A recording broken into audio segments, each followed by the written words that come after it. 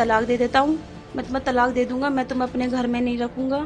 बुलंदशहर की रहने वाले हिना मलिक का निकाह दानिश मलिक के साथ हुआ था। दानिश एक प्राइवेट कंपनी में काम करता था और उन दोनों की शादी एक अरेंज मैरिज थी, यानी कि उनका निकाह परिवार वालों की रजामंदी के बाद हुआ था और दोनों के परिवार वाले इस निकाह से बहुत खुश थे। निकाह के बाद हिना दानिश का कमरे में इंतजार कर रही थी और आज की रात उसके जीवन की बहुत ही महत्वपूर्ण रात थी, क्योंकि आज की रात हिना की सुहाग रात थी। इसी बीच दानिश कमरे में आता है और हिना के पास आकर के बैठ जाता है। वो जैसे ही उसका घूंघट ऊपर करता है तो हिना मुस्कुराती है और इसके बाद दानिश उससे कहता है कि मुझे तुम्हारा चेहरा पसंद नहीं है। जैसे ही हिना यह बात सुनती है उसके होश उड़ जाते हैं और वह कहती है कि मेरे अंदर क्या कमी है। दानिश हिना से कहता है कि मैं तुमसे प्यार नहीं करता हूँ और मुझे तुम बिल्कुल भी पसंद नहीं हो। और इसके बाद दानिश हिना को उसकी सुहाग रात के समय ही 3 तलाक दे देता है। तो क्या कारण था हिना को तलाक देने का और इसके पीछे क्या कोई गहरी साजिश थी या इसके पीछे वो कारण था जिसके बारे में हिना को कुछ भी नहीं मालूम था? और क्या हिना अपने ससुराल को छोड़ करके वापस अपने घर आ गई या उसने अपनी लड़ाई आगे लड़ी? जानेंगे सब कुछ आगे इस वीडियो में, लेकिन इससे पहले आप वीडियो को लाइक और चैनल को सब्सक्राइब जरूर कर लीजिए, क्योंकि ऐसी इंटरेस्टिंग वीडियो मैं आप लोगों के लिए हर रोज लेकर के आता रहता हूँ। तो चलिए वीडियो को शुरू करते हैं विस्तार से। तो कहानी की शुरुआत होती है उत्तर प्रदेश के शहर बुलंदशहर से। यहाँ आनंद विहार कॉलोनी में रहने वाले हिना मलिक का विवाह गाजियाबाद के रहने वाले दानिश मलिक के साथ हुआ था।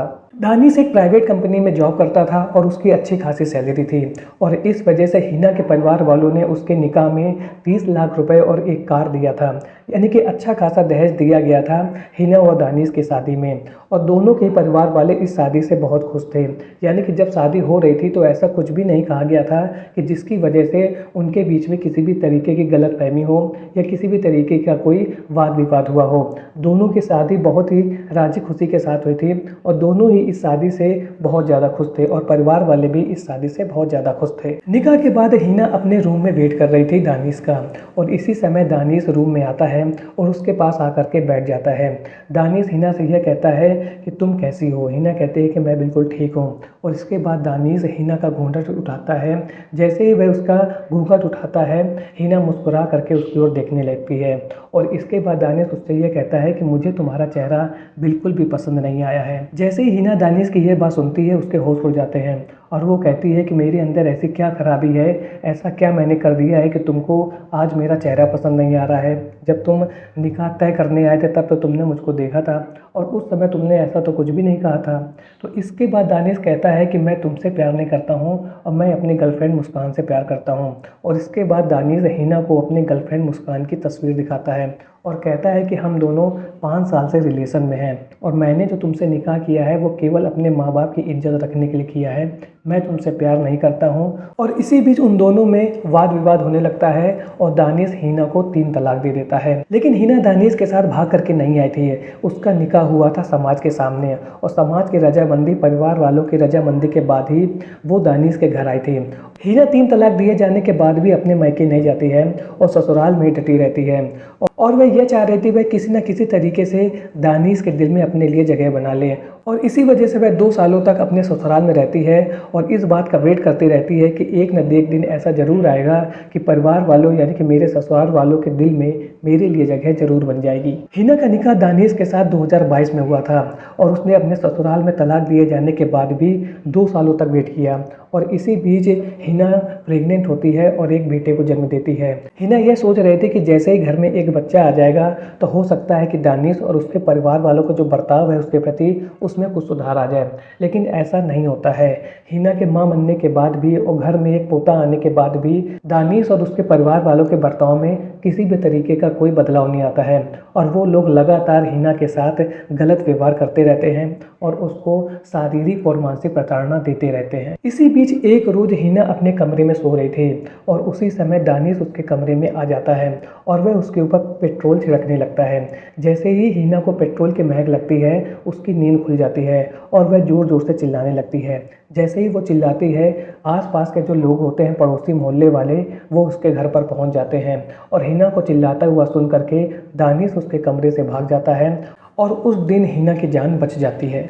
हिना लगातार अपने ससुराल में रहते हुए अपने पति दानिश और उसके ससुराल वालों की लगातार प्रताड़ना झेल रही थी, लेकिन इसके बावजूद भी वह हार नहीं मानती है और वहाँ पर डटी रहती है, यानी कि अपने ससुराल में ही रहती है। और वह यही सोच रही थी कि एक न एक दिन ऐसा समय ज़रूर आएगा कि जब मेरा पति और मेरे परिवार वाले सुधर जाएंगे और वो उसको एक्सेप्ट कर लेंगे, यानी कि वो उसको अपनी बहू मान लेंगे और दानिश उसको अपना पत्नी मान लेगा, क्योंकि वो एक अरेंज मैरिज करके यानी कि अरेंज निकाह करके अपने घर आई थी। और उसने ऐसा नहीं था कि वो लव मैरिज या कहीं से भाग करके आई हो। उसके परिवार वालों ने अच्छा खासा दहेज दिया था इस निकाह को लेकर के, इसलिए वो अपने घर वापस नहीं जाना चाहती थी, क्योंकि वो यदि मैके वापस चली भी जाएगी तो वो एक बार फिर से अपने पिताजी के ऊपर बर्डन बन जाएगी। और इसी वजह से उसने हार नहीं मानी और लगातार अपने ससुराल में डटी रहती है। और इसी बीच एक दिन आता है 27 मार्च 2025 का, जहाँ एक बार फिर से दानिश उसके सास और जेठ मिल करके हिना के साथ मारपीट करते हैं। और इसी बीच दानिश उसके दुपट्टे से गला दबाने की कोशिश करता है। जैसे ही हिना के साथ मारपीट होती है वह ज़ोर ज़ोर से चिल्लाने लगती है और उसकी आवाज़ सुन करके एक बार फिर से आस पड़ोस के लोग और मोहल्ले वाले घर पर पहुंच जाते हैं। और इसी बीच में उसका 6 महीने का जो बच्चा है वो भी रोना शुरू कर देता है। शोरगुल सुन करके आसपास के लोग घर में इकट्ठा हो जाते हैं और एक बार फिर से हिना की जान बच जाती है।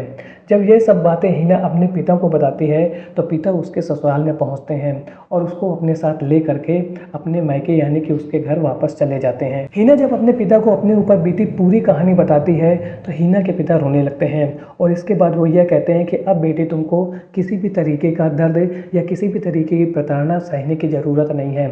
अब हम लीगल एक्शन लेंगे। और इसके बाद उनके पिताजी हिना को लेकर के जाते हैं थाने पर, जहां पर 29 मार्च को उसका मेडिकल चेकअप कराया जाता है। और इसके बाद थाने में उसके पति, सास, ससुर और जेठ के खिलाफ वो लोग केस दर्ज कर देते हैं, जिसमें दहेज प्रथा, जानलेवा हमला, डोमेस्टिक वायलेंस और धोखाधड़ी शामिल है। इसके बाद पुलिस ने हिना के द्वारा लिखाई गई कंप्लेन के आधार पर कार्रवाई करना शुरू कर दिया है।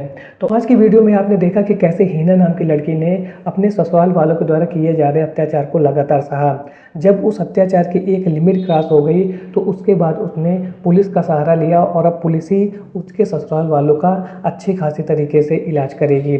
और यहाँ पर सबसे बड़ी बात यह है कि जब दानिश को हिना पसंद ही नहीं थी तो उसने किस वजह से उसके साथ शादी किया। जब तुमको भाई वो लड़की पसंद ही नहीं है तो तुम अपने माँ बाप की कौन सी इज्जत रख रहे हो। एक और तो तुम अपने माँ बाप की इज्जत की बात कर रहे हो और दूसरी ओर तुम एक लड़की को जो एक बड़े बड़े ख्वाब और सपने लेकर के तुम्हारे घर आ रही है उसकी ज़िंदगी को तुम बर्बाद कर रहे हो। पता नहीं किस तरीके के सोच के लोग समाज में बने हुए हैं। धर्म कोई भी हो, जाति कोई भी हो, लेकिन औरतों के ऊपर अत्याचार यदि होता है तो उसके खिलाफ आवाज़ सभी को उठानी चाहिए। आज का वीडियो आपको कैसा लगा कमेंट सेक्शन में ज़रूर बताएं। मिलता हूँ ऐसे एक और नए इंटरेस्टिंग वीडियो में, तब तक के लिए थैंक्स फॉर वॉचिंग।